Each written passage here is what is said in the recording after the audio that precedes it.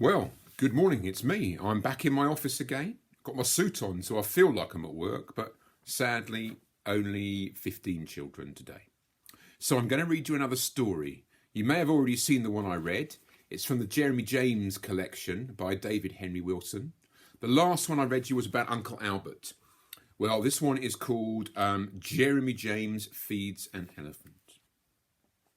It was one of those bright blue birdsong days when Mummy suddenly remembered that fresh air was good for you and the family, and they hadn't been out for days and weeks and months. "Let's go to the zoo," she said. Jeremy James smiled. "What, today?" said Daddy. Jeremy James frowned. "Yes, today," said Mummy. "We could do with some fresh air, and anyway, we haven't been out for days, weeks, months." "But it's Saturday," said Daddy. "I know," said Mummy. "Well, the place would be crowded, and I suppose there's a football match on the television," said Mummy. "Well, yes, as it happens there is, but..." And so Mummy and Daddy and Jeremy James went to the zoo. Jeremy James loved the zoo. And most of the time, Mummy and Daddy behaved quite well when they went to the zoo. Probably because they liked it too. The only trouble was, they all liked different things. Daddy would settle in front of the lion's cage and start talking about noble beasts in captivity, and they would have to drag him away, or he'd stay there till sleeping time. Mummy was fascinated by the birds with their bright feathers, and would start talking about colourful nature, patterns, grace, and then she had to be dragged away. But what annoyed Jeremy James most was that they both loved the monkeys. And whilst he and Mummy could drag Daddy away from the lions, and he and Daddy could drag Mummy away from the birds, he had, on his own, no chance of dragging Mummy and Daddy away from the monkeys. Today, Mummy and Daddy were extra keen on the monkeys. "Look at that!" shrieked Mum, as an ugly creature with a sore bottom jumped into a rubber tyre and grinned. "They're a scream," said Daddy. But they weren't a scream at all. The fact was, they didn't do anything that Jeremy James couldn't do just as well. But when monkeys did it, Mummy and Daddy laughed and thought it was wonderful. And when Jeremy James did it, he simply got told off. Only that very morning, he had done a magnificent leap from the sofa onto Daddy's armchair, not to mention braving the raging river 1,000 feet below, and had merely been dryly told not to jump on the furniture. Not a laugh, not a clap, just don't jump on the furniture. And when he swung from the apple tree, did they gaze at him with love and admiration in their eyes? No.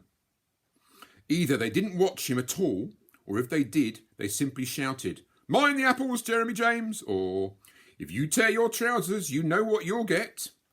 And as for bananas, that was the unfairest cheat of all.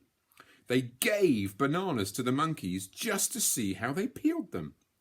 And when the monkeys peeled their bananas, Mummy and Daddy would grin at each other and say how clever the monkeys were.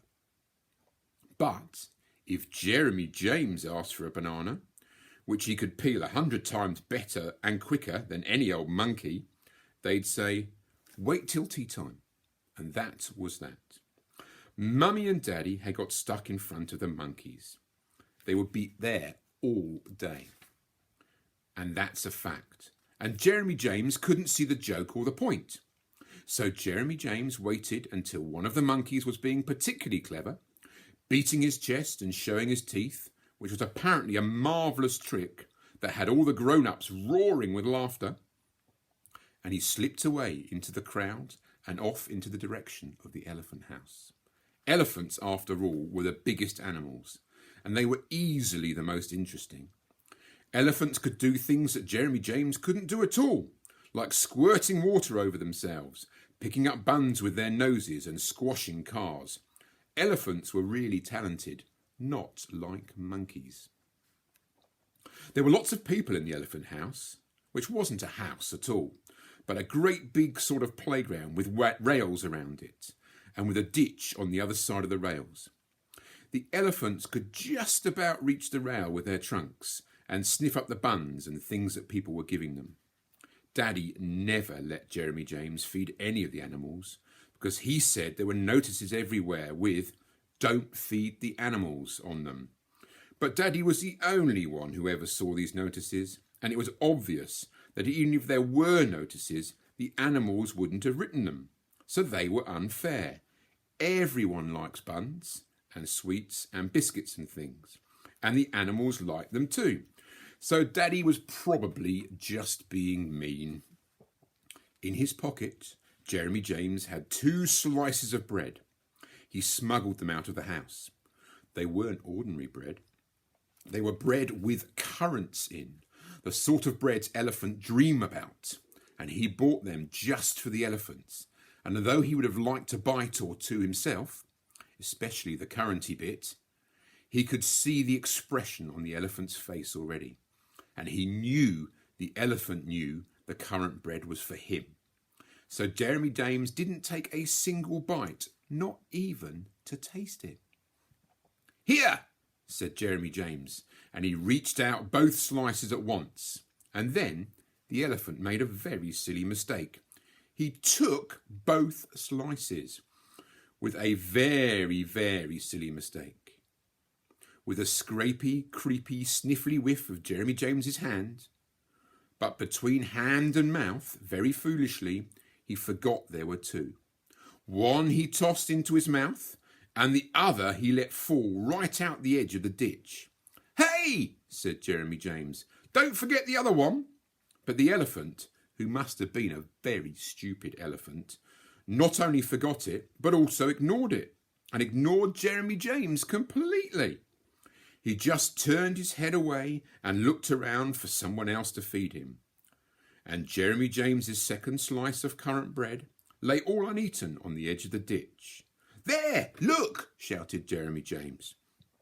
"On the edge of the ditch, look!" shouted Jeremy James again. "Opposite your foot!" shouted Jeremy James. The elephant nearly trod on it, but still didn't see it. Jeremy James remembered one of Daddy's words. "It's opposite your blooming foot!" he shouted. But the elephant didn't take any notice. There was only one thing Jeremy James could do. After all, a slice of currant bread is a slice of currant bread, and you don't smuggle currant bread out of the house just to leave it lying on the edge of a ditch. "You're a stupid elephant," said Jeremy James, as he slipped between the railings. "You're as stupid as those monkeys." Jeremy James reached the edge of the ditch, and a great shout went up from the crowd behind as he picked up the slice of currant bread. Then everything seemed to go very quiet indeed.